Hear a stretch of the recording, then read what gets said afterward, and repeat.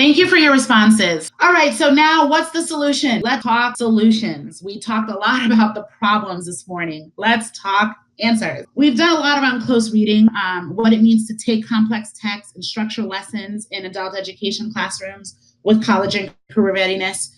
And that is critical. It's absolutely critical. We have to make sure even students who are struggling have the chance to read complex texts. And we're going to talk a little bit about what that means.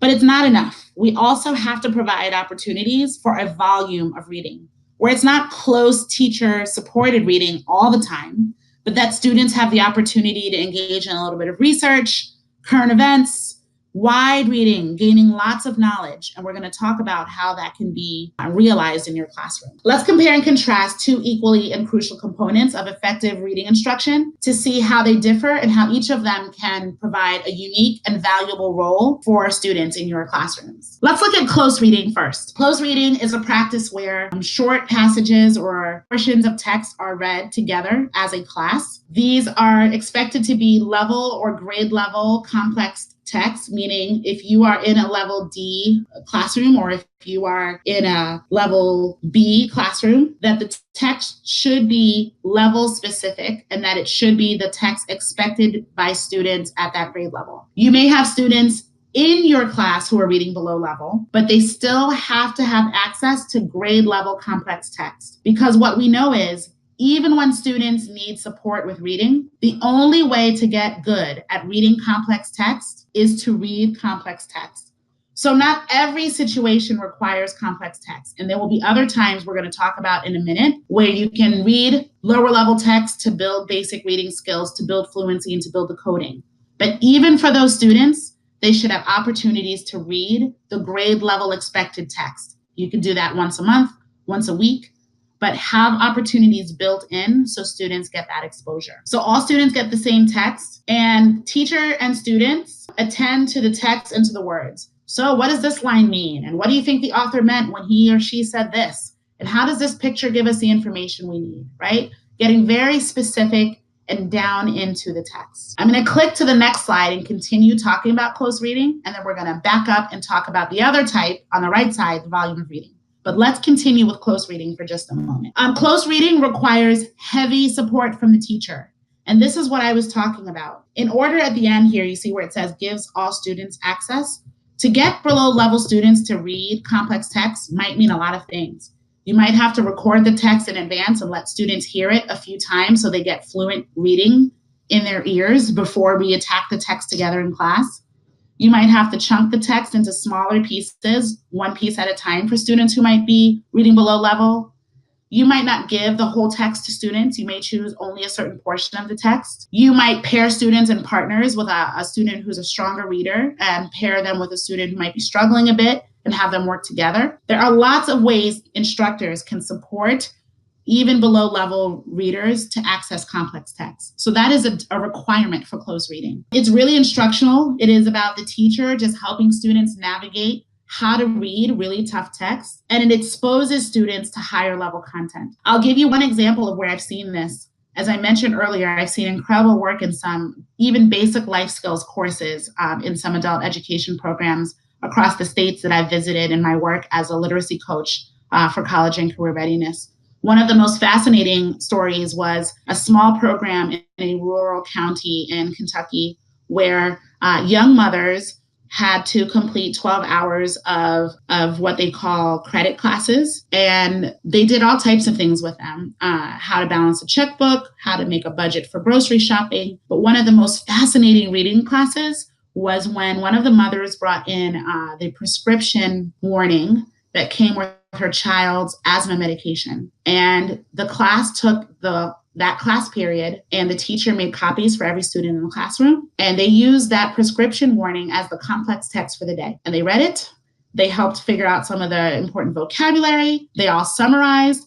And that mother and the other mothers left with a lot of information about asthma and asthma medication and how to make sure their children stayed safe.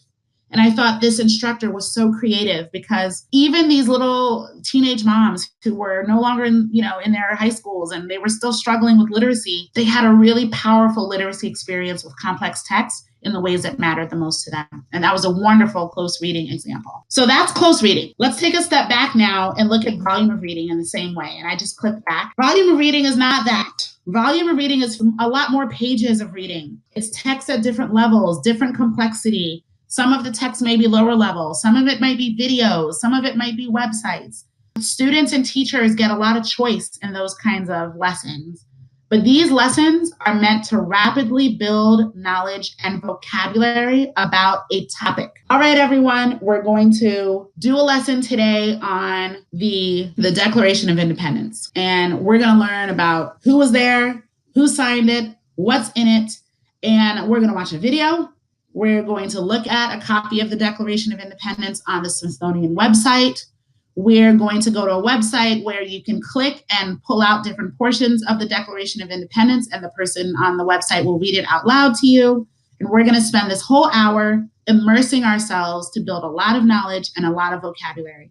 And everyone's going to move around the room and experience these. And at the end of the class, we're going to answer a question together in a discussion. What a wonderful example of a volume of reading lesson, right? Where students are researching, they get some choices, you can interact with technology. It doesn't take a tremendous amount of teacher support where a teacher has to stand in front of the class and talk and guide students, but that can happen. You can sit side by side with students who may need a little more help. You can let students who are more independent work, but the goal here is to build a lot of knowledge about the world, about words, and develop that real love and interest in reading and research. This is also another example of where this is wonderful for career training opportunities. I got to visit a program where there was a cosmetology course underway, and the teacher set up one day where the young men and women who were in this class were going to they had to learn some of the chemistry behind putting in a proper hair color for a client. And there was a tremendous amount of science and math and all types of things involved, and students were rightly intimidated by the lesson. But the teacher set up really amazing stations in the classroom where they could experiment with the chemicals. They got to read about the chemicals. They got to watch videos of hair color gone wrong.